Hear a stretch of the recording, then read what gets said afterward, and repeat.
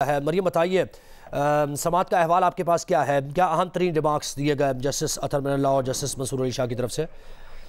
जी, cipher case के अंदर बानी पीटीआई और शाह महमूद कुरैशी की जमानत थी जो कि सुप्रीम कोर्ट ने मंजूर कर लिया और 10-10 लाख रुपए की मुचलके जमा कराने के एवज ये जमानत मंजूर की गई है। इस केस के अंदर जस्टिस अतर मिनल्ला और जस्टिस मंसूर अली शाह ने अहम रिमार्क्स दिए। उन्होंने साइफर ट्रायल के ऊपर भी सवालात उठाए, जो मेन साइफर कंट्रोवर्सी थी उसके ऊपर भी सवालात उठाए। जस्टिस मंसूर अली शाह ने ये कहा कि जो ऑफिशियल सीक्रेट एक्ट है उसका जो मेन क्रक्स है वो ये होता है कि नेशनल सिक्योरिटी का तहफ़्फ़ुज़ करना है। तो ये बताया जाए कि साइफर के डिस्क्लोजर से क्या किसी दुश्मन मुल्क को फायदा हुआ, जिस पर जो प्रोसिक्यूटर थे राजा रिजवान अब्बासी, उन्होंने अदालत को बताया कि जो दुश्मन ममालिक हैं, यानी जो अमेरिका और पाकिस्तान के ताल्लुकात खराब होने पर इंडिया में जो हेडलाइंस बनी वो अदालत देखे, जिस पर अदालत ने जस्टिस मंसूर अली शाह ने यहाँ रिमार्क्स दिए कि जो आजकल मुल्क में हो रहा है इससे भी हम जो है वो जगहफाई हमारी पूरी दुनिया में हो रही है, तो उस पर अदालत क्या करे। उन्होंने कहा कि जो मुल्क जस्टिस अतर मिनल्ला ने ये कहा कि जब साबिक वज़ीर आज़म को उनके मुद्दत पूरी होने से पहले घर भेजा गया तब भी जो है वो मुल्क जगहफाई का ही बाइस बना था। इसके अलावा अदालत ने यह भी कहा कि इंतखाबात के दिन है, इंतखाबात के दिनों में इतना ही मुद्दा दरख्वास्त गुजार के पास बहुत है कि उनको इंतखाबात में हिस्सा लेने के लिए जेल से बाहर होना चाहिए। इस केस के अंदर जो केस के फैक्ट्स अदालत के सामने रखे गए थे साइफर ट्रायल से मुतालिक, उस पर बेंच ज्यादा मुतासिर दिखाई नहीं दिया। जैसे सरदार तारिक मसूद ने भी ये सवालात उठाए कि अगर साइफर गुम हो गया था तो फिर जब कौमी सलामती के 2 इजलास हुए थे जिनमें के वज़ीर आज़म शहबाज शरीफ थे, तो उन्होंने तब उन इजलासों में क्यों नहीं बताया कि साइफर गुम हो गया था, जिस पर प्रोसिक्यूटर ने ये मुद्दा अदालत के सामने रखा कि जो साइफर है उसकी मुख्तलिफ कॉपीज थी और उसकी मास्टर कॉपी थी जो कि इमरान खान ने गुम कर दी और इसी वजह से उन पर ये केस चल रहा है। लेकिन अदालत ने कहा कि साइफर जब एक बार डिमार्श हो गया, डिस्क्लोज हो गया और उसको डिक्लासिफाई कर दिया गया तो फिर वो साइफर नहीं रहा। अदालत ने इस बेल के मेरिट सुनने के बाद और प्रोसिक्यूशन की जानिब से ज्यादा ठोस दलाइल ना होने की बिना पर ये जो इमरान खान और शाह महमूद कुरैशी की जमानत है वो मंजूर कर ली है और 10-10 लाख रुपए के मुचलके जमा कराने का हुक्म दिया। अच्छा मरियम, ये बताइए कि बानी पीटीआई तो जेल में साइफर केस को ही लेकर थे, तोशाखाना केस में तो उनकी जमानत हो गई थी, तो अब क्या कोई मजीद केस है जिसकी वजह से बानी पीटीआई जेल में उनको रखा जाएगा?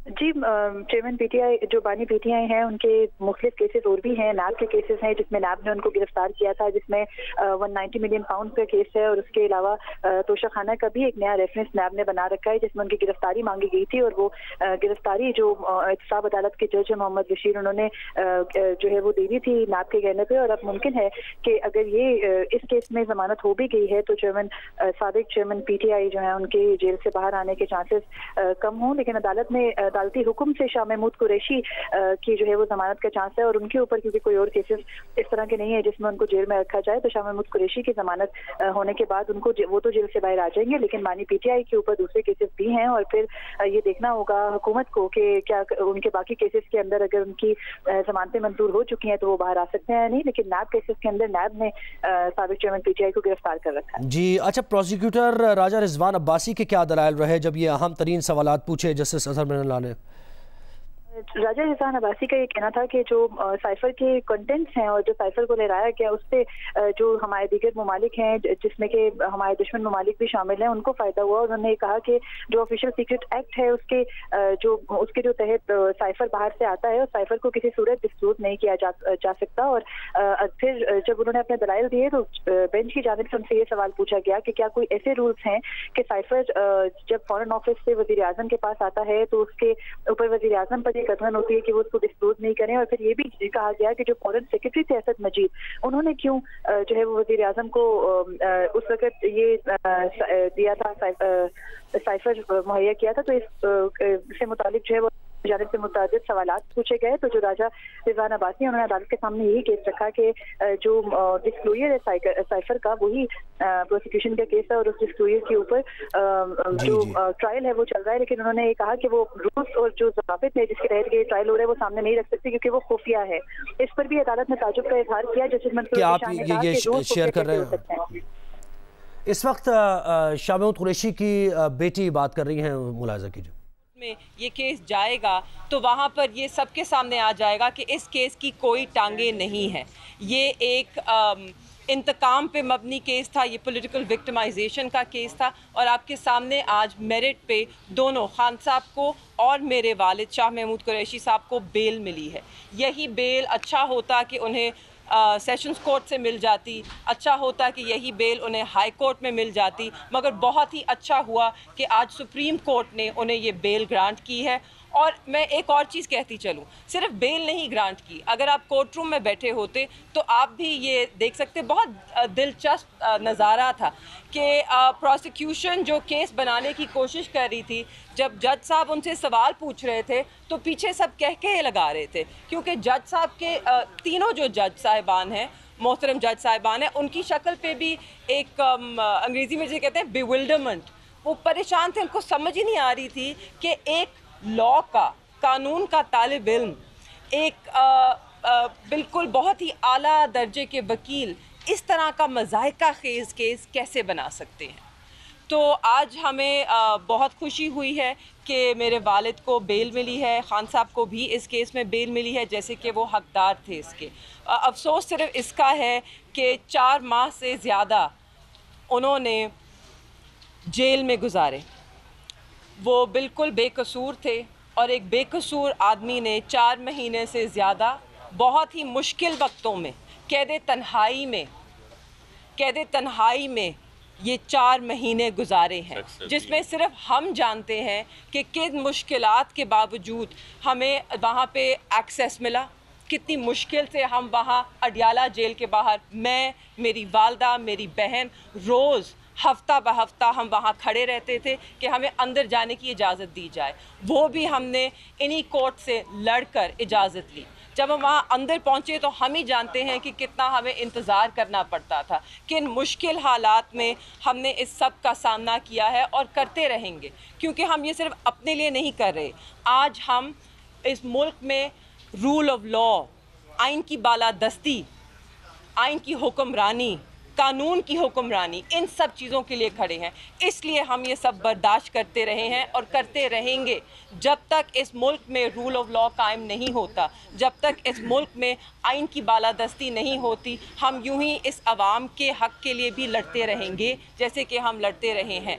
आज मुझे बहुत खुशी है कि मेरे वालिद को रिहा किया जाएगा, क्योंकि उनकी और किसी केस में। शाह महमूद कुरैशी की बेटी मेहरबानो कुरैशी बात कर रही थी और इस सफ़र केस से मुताल्लिक़ जो समाअत हुई थी उससे मुताल्लिक़ भी बता रही थी। अवैस यूसुफ़ज़ई ने हमें ज्वाइन किया। अवैस बताइए, इंतहाई अहम खबर ये सुप्रीम कोर्ट ने ज़मानत दे दी है बानी पीटीआई और शाह महमूद कुरैशी को। दौरान समाअत क्या दलाइल दिए गए और क्या मुकालमा हुआ जज साहिबान का, प्रोसिक्यूटर से भी और पीटीआई के वकला से भी?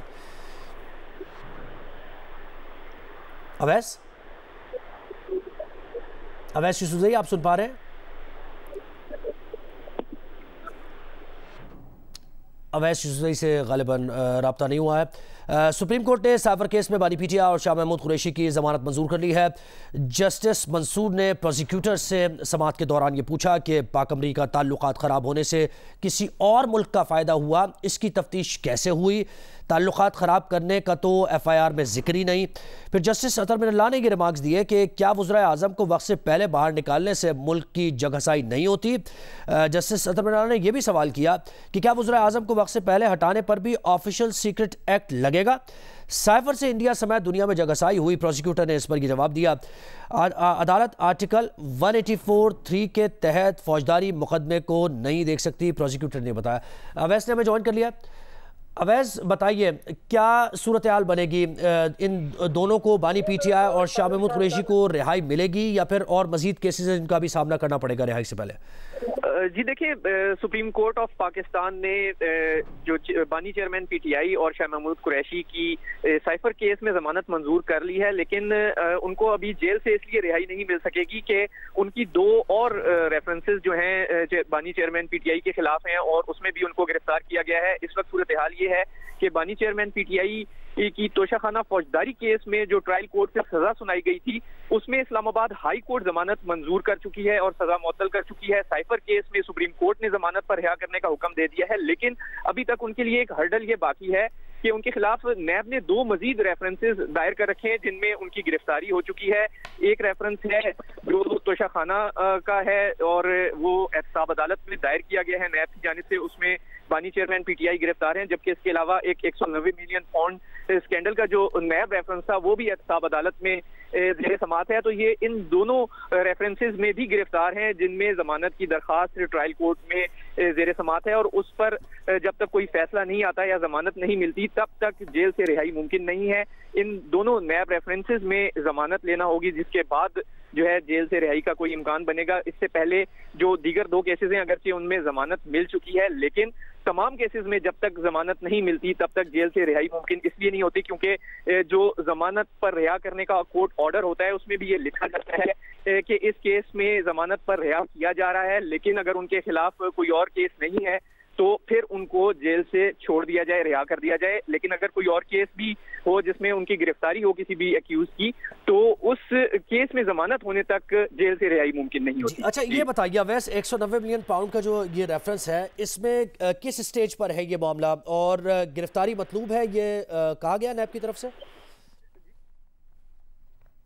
स्कैंडल और जो तोशाखाना का नैब केस है उसमें चेयरमैन पीटीआई को गिरफ्तार किया था, नैब ने गिरफ्तारी डाली थी और उसमें जमानत की दरखास्त इनकी जो वकला है उनकी जानिब से दायर कर दी गई है, लेकिन वो अभी इनिशियल स्टेज पर है। उसमें कार्रवाई होगी, समाअत के बाद जो नैब प्रोसिक्यूटर हैं वो अपना कोई मौक़िफ़ देंगे और फिर समाअत मुकम्मल होने पर अदालत कोई फैसला जारी करेगी, जिसके बाद सूरत हाल वाज़े होगी कि कोर्ट किस नतीजे पर पहुंचती है। जब तक उस जमानत की दरखास्त पर भी जमानत की दरखास्त डाल दी उन्होंने।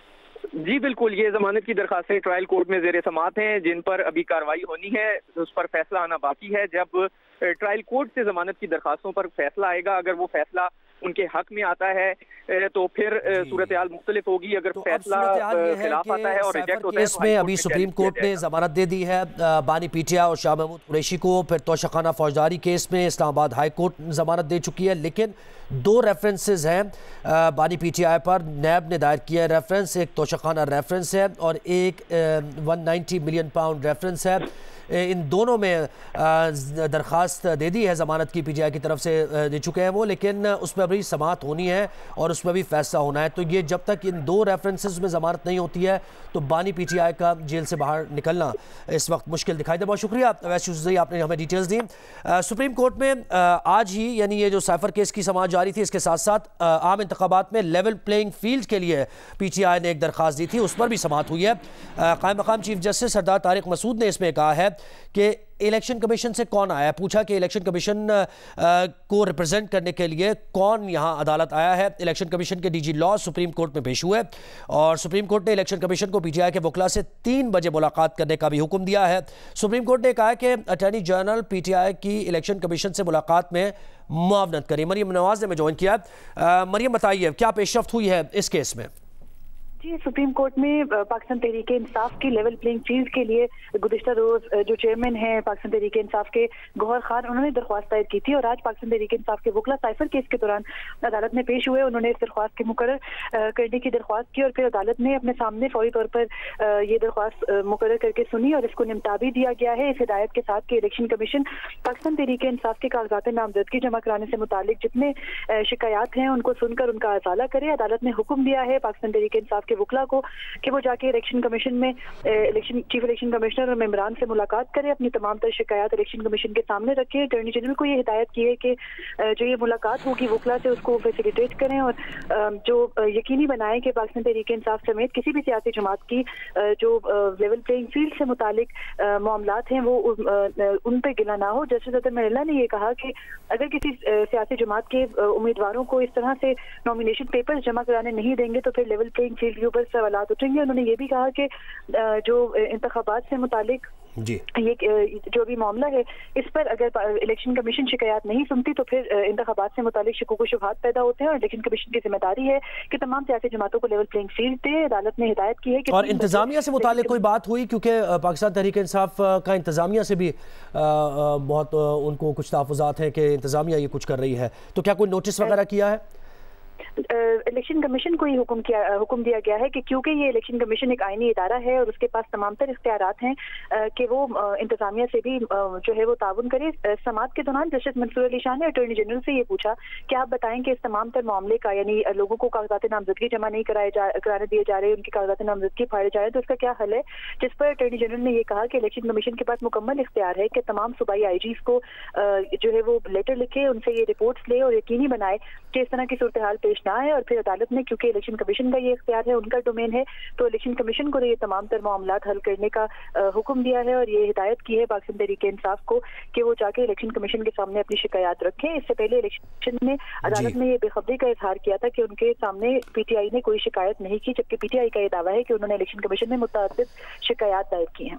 जी, बहुत शुक्रिया। मरीम नवाज हमें डिटेल्स दे रही थी। सुप्रीम कोर्ट में आम इंतखाबात में लेवल प्लेइंग फील्ड के लिए पीटीआई की दरख्वास्त पर समाअत हुई और कायम मकाम चीफ जस्टिस सरदार तारिक मसूद ने यह कहा कि इलेक्शन कमीशन की तरफ से कौन रिप्रेजेंट कर रहा है। डीजी लॉ वहाँ पेश हुआ है। सुप्रीम कोर्ट ने इलेक्शन कमीशन को पीटीआई के वकला से 3 बजे मुलाकात करने का हुक्म दिया है।